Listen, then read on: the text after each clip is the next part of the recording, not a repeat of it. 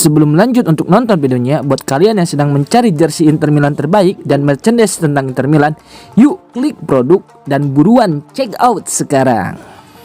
Bastoni akui, musim lalu memang Napoli pantas Scudetto. Bek Inter Milan Alessandro Bastoni mengakui bahwa Napoli memang pantas meraih Scudetto musim lalu. Pengakuan tersebut ia sampaikan dalam acara Grand Gala del Calcio kemarin malam, sebagaimana dikutip melalui FC Internews. Napoli sukses memenangkan gelar Serie A keempat mereka dengan margin yang sangat tipis pada musim ini. Tim asuhan Antonio Conte itu finish hanya 1 poin di atas Inter Milan dalam salah satu perebutan gelar paling dramatis dalam beberapa tahun terakhir, sekaligus menggagalkan upaya Nerazzurri meraih gelar Liga ke-21. Meski Inter menutup musim lalu tanpa trofi di era terakhir Simone Inzaghi, Bastoni tetap tampil mengesankan. Bek berusia 26 tahun itu terus menunjukkan perkembangan signifikan sepanjang musim, hingga akhirnya masuk dalam Best 11 Serie A. Bastoni menjadi salah satu dari 5 pemain Inter yang menerima penghargaan pada malam tersebut, bersama Denzel Dumfries, Lautaro Martinez, Federico Di Marco, dan Nicolo Barella.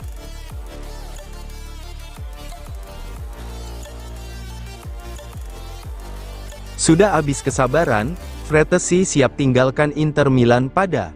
Situasi David Frattesi di Inter Milan kembali memanas. Sang gelandang dikabarkan semakin terbuka untuk hengkang pada bursa transfer Januari tahun 2026, setelah merasa lelah dengan statusnya yang hanya menjadi pemain pelapis. Laporan terbaru dari Corriere dello Sport via FC Inter 1908 menyebutkan bahwa Frattesi sudah kehilangan kesabaran dan mulai mempertimbangkan masa depannya jauh dari San Siro. Ini bukan pertama kalinya Frattesi berada di ambang pintu keluar. Pada Januari musim lalu, ia sangat dekat meninggalkan Inter menuju AS Roma. Namun, saat itu Simone Inzaghi menolak melepasnya, masih melihatnya sebagai bagian penting dari kedalaman skuad. Harapan muncul kembali ketika Christian Cifu datang pada musim panas lalu sebagai pelatih baru, ia menjanjikan kebangkitan karir Frattesi dan menit bermain yang lebih konsisten. Frattesi baru mencatat 1 kali starter di Serie A musim ini, total menit bermainnya bahkan hanya 198 menit, angka yang jauh dari standar seorang gelandang yang diboyong dengan reputasi besar dari Sassuolo.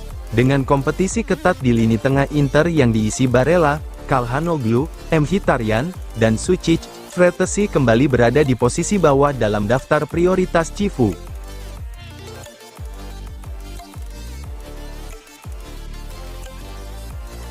Inter Milan harus yakinkan Oktri untuk investasi 30 juta euro demi Gaet Vicario. Inter Milan terus mempersiapkan generasi skuad, dan salah satu posisi yang kini menjadi prioritas utama adalah penjaga gawang. Dengan Jan Sommer yang semakin mendekati fase akhir kariernya, nama Guglielmo Vicario kembali mencuat sebagai kandidat kuat penerusnya. Menurut laporan Gazzetta dello Sport via FC Inter 1908, kiper Tottenham Hotspur itu kembali masuk dalam radar Nerazzurri, bahkan kini menjadi target utama. Namun ada satu rintangan besar, Oktri, yang harus diyakinkan untuk menyetujui investasi senilai 30 juta euro. Bukan rahasia bahwa Vicario sudah lama menjadi idaman Inter. Pada musim panas 2023, ia bahkan disebut sebagai kandidat utama untuk menggantikan Andre Onana, yang hengkang ke Manchester United. Namun situasi finansial kala itu membuat Inter memilih opsi yang lebih murah, yakni mendatangkan Jan Sommer dari Bayern Munich. Keputusan itu membuka jalan bagi Tottenham untuk mengamankan Vicario, yang kemudian tampil konsisten bersama Spurs di Liga Inggris. Kini, 2 musim berlalu, Inter kembali bergerak untuk merekrutnya.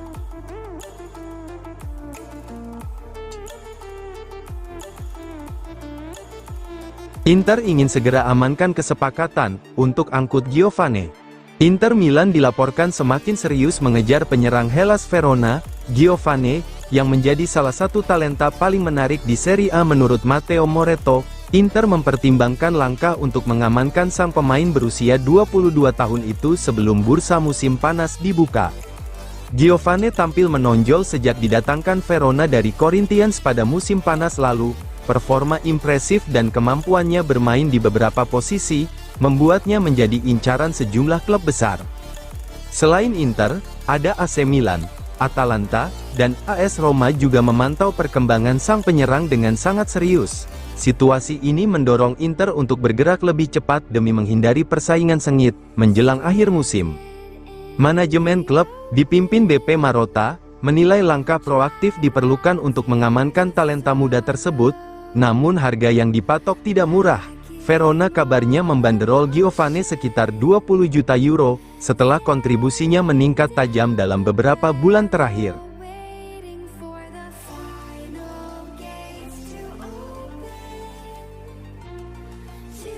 Inter sangat dekat untuk merekrut Branimir Melasis.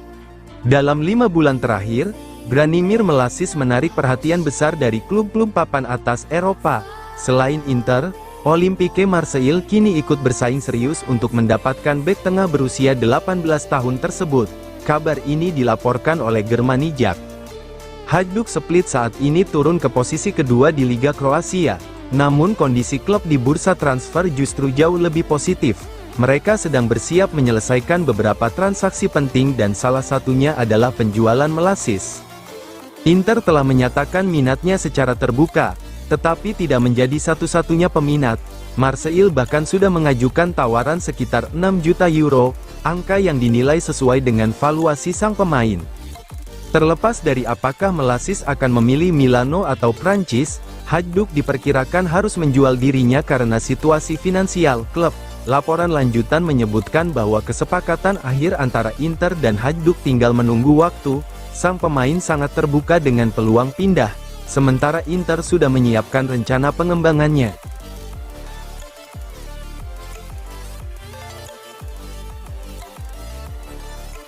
Dumfries ingin segera pulih, targetkan comeback dalam 2-3 minggu. Inter Milan tengah dihadapkan pada situasi sulit di sektor bek sayap kanan, menyusul cedera yang menimpa Denzel Dumfries. Sang wingback asal Belanda kini bekerja keras untuk mempercepat proses pemulihan, dan berharap bisa kembali merumput dalam waktu dekat. Dalam acara Grand Gala del Calcio, Dumfries memberikan update mengenai kondisi fisiknya, sekaligus memancarkan optimisme bahwa dirinya bisa bugar dalam 2-3 minggu ke depan. Dalam keterangannya, Dumfries menegaskan bahwa keharmonisan tim menjadi kekuatan utama Inter Milan. Kami kuat, kami sudah bermain bersama selama bertahun-tahun dan selalu berusaha meningkat. Kami ini keluarga, ujar Dumfries. Mengenai proses pemulihan, ia menyampaikan, saya berharap bisa pulih dalam 2-3 minggu. Saya bekerja keras dan ingin kembali secepat mungkin.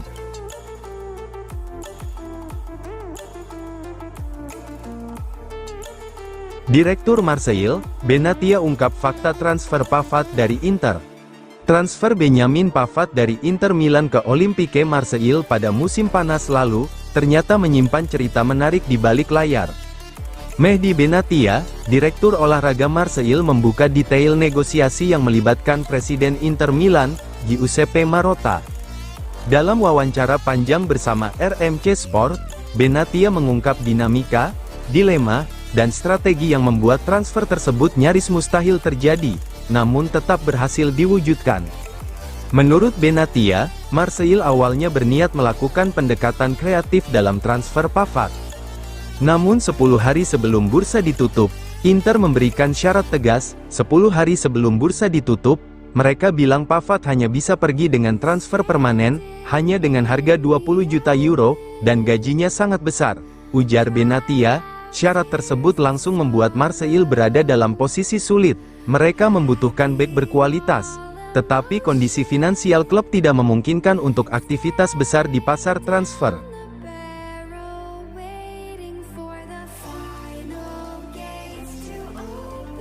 Inter Milan dan Calhanoglu jadwalkan negosiasi kontrak baru.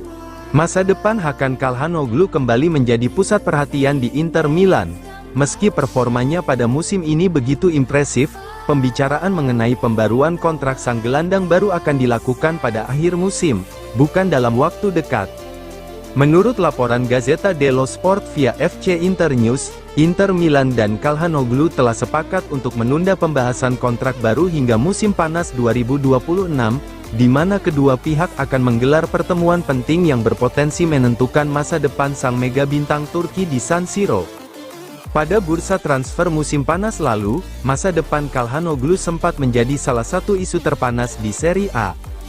Dua raksasa Super League, Fenerbahce dan Galatasaray, berusaha keras memulangkan sang playmaker ke Istanbul. Kedua klub tersebut hingga menghubungi agen sang pemain secara langsung. Namun ketika diberitahu bahwa Inter hanya bersedia melepasnya dengan harga 35 juta euro, minat tersebut perlahan memudar. Inter menegaskan bahwa mereka tidak akan melepas salah satu pemain paling vital dalam struktur permainan tim.